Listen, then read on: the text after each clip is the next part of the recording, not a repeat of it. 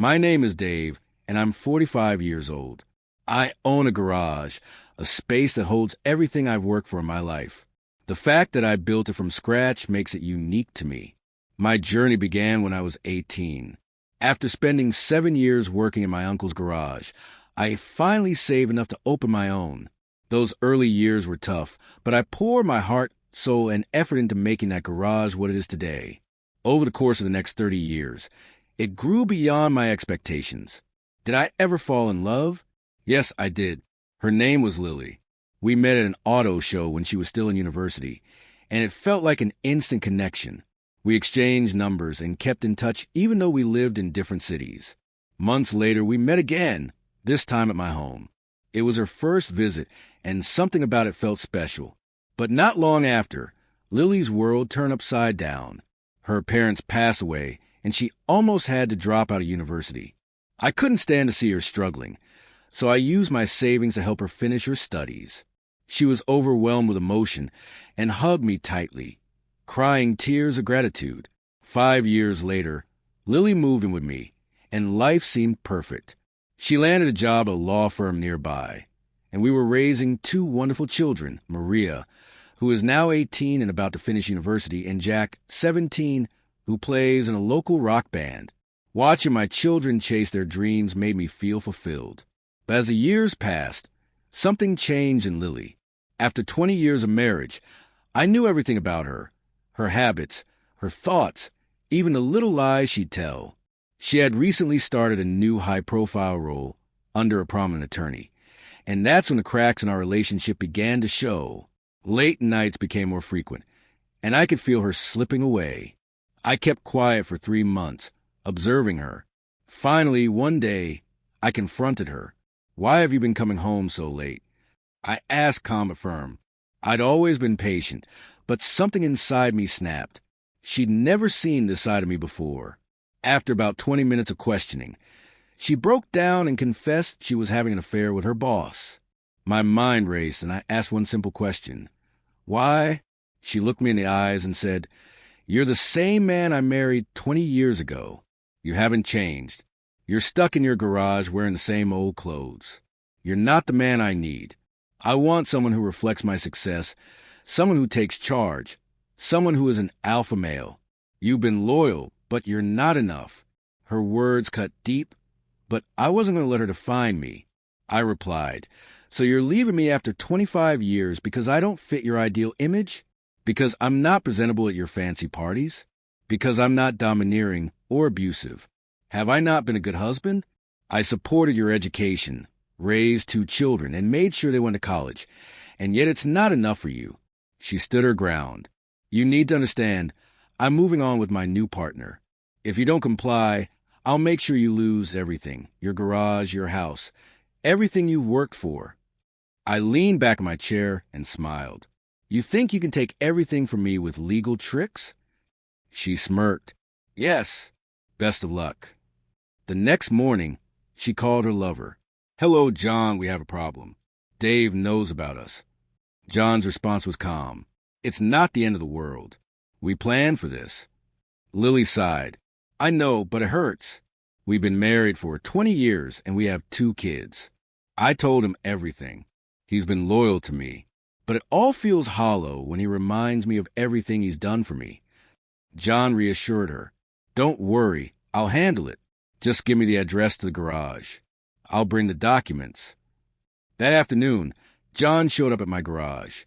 "Mr. Brown, may I come in?" "I know who you are," I replied. He continued, "Lily told you about us. I'm her boss, and I have a team of top attorneys. If you resist, we'll bury you in legal battles, divorce papers, restraining orders, everything. The garage you built will be seized." I chuckled. "You think you can intimidate me?" John smirked. "I've done it before." I stood up, towering over him. "Let me tell you something, John. I built this garage from the ground up. I worked my entire life to provide for my family. You can try to take everything from me, but there's one thing you'll never have: my soul. I've been unbroken for 45 years, and I'm not starting now." John faltered for a moment, but quickly regained his composure. "We'll see about that." I watched him leave, knowing this was far from over. But I was ready. The battle had just begun. I have one piece of advice for you, my friend. John had said earlier, you need to be more assertive with your wife. Not by trying to be the charming guy. That approach clearly didn't work. But by embracing your role as a leader, the alpha male. You need to set the tone and let her know how things are going to end. Just like I did with you. I managed to take her from you. No problem. I took a step forward, then interrupted him. My fist crashed into the lawyer's face. There was a satisfying crunch as his teeth and gristle were knocked loose. He crumbled to the floor, his back against the wall of the workshop, an expression of disbelief on the unbruised side of his face. Consider that lesson number 1. Before the pain could really hit, I hauled John to his feet, only to immediately drop him again with a solid uppercut to his diaphragm. This time, he collapsed to the side, gasping for air. Lesson number 2. As he struggled to catch his breath, I brought my boot down hard on his outstretched hand, snapping his wrist and several bones in the process. And now lesson 3 and 4. John's moaning was cut short when I stomped on his chest, breaking 3 ribs. His face twisted in agony. Yes, Mr. Alpha, I said coldly. It would help if you kept quiet. I'm trying to teach you something here. When I was in high school, I promised myself I would never use my size and strength to hurt others. But you, John, have forced me to break that promise. John coughed up blood, his efforts to hold my gaze failing as I placed my foot on his throat to regain his full attention. Before you barge in here and try to rub my nose in it, I was planning on letting you go without consequences. But now you've changed my mind. You want a lesson in alpha behavior? Well, here it is. I pressed harder on his throat. The concept of the alpha male comes from wolf packs. But an alpha isn't always the biggest or the smartest wolf. An alpha is the one who's the most ruthless, the one who doesn't hesitate to kill when necessary.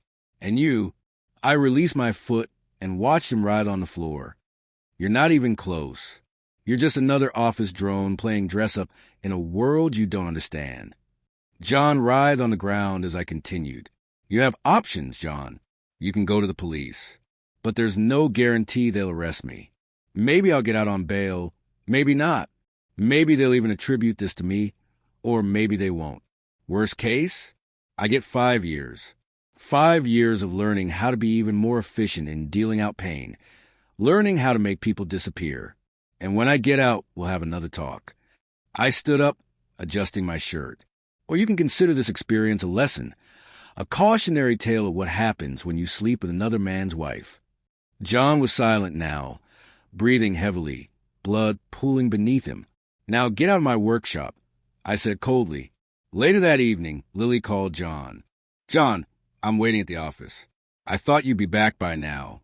What's going on? John's voice sounded weak. I just got moved to another ward. I'm at the hospital. Lily was stunned. What happened? Was it a car accident? John hesitated. No, I misjudged your husband. My arrogance led me to think I could handle him alone. He broke my nose, my left hand, a few ribs, maybe even my cheekbone. That's impossible, Lily said, disbelieving. Dave's never been violent. John coughed painfully. Believe me. If you want, I'll show you the x-rays. I have to go. The pain meds are kicking in. The next night, Lily found herself stranded on a deserted stretch of road. Her credit cards had been declined, her cash was gone, and her car had run out of fuel. Desperate, she scrolled through her contacts, but no one picked up. Not her children, no one. As dawn broke, a van pulled up beside her. She froze as I stepped out. Get in, I said, not waiting for response. She climbed in, trembling. I drove in silence for a while before finally speaking. Here's how this is going to go. You're going to file for divorce. No alimony. No shared assets. Everything I've earned stays with me. Lily nodded, her lips trembling. You keep what's yours. I don't care what reason you give for the divorce. But once it's done, you're leaving the city.